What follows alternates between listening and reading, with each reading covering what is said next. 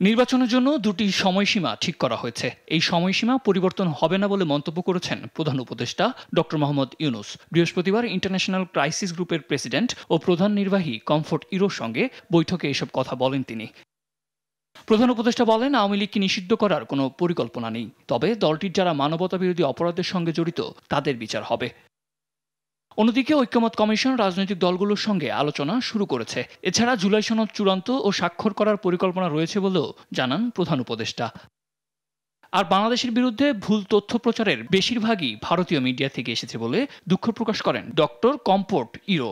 বলেন, বাংলাদেশ ও অন্তর্বর্তী সরকারকে লক্ষ্য করে ভুল তথ্য প্রচার মোকাবেলায় তার গ্রুপের সমর্থন থাকবে। এদিকে রোহিঙ্গা বিদ্রোহী নেতা আতাউল্লাহর গ্রেপ্তারের প্রশংসা করে এটিকে শরণার্থী শিবিরে শান্তি ও স্থিতিশীলতার জন্য অন্তর্বর্তী সরকারের প্রতিশ্রুতির লক্ষণ বলে অভিহিত করেন ইন্টারন্যাশনাল ক্রাইসিস গ্রুপের কর্মকর্তারা।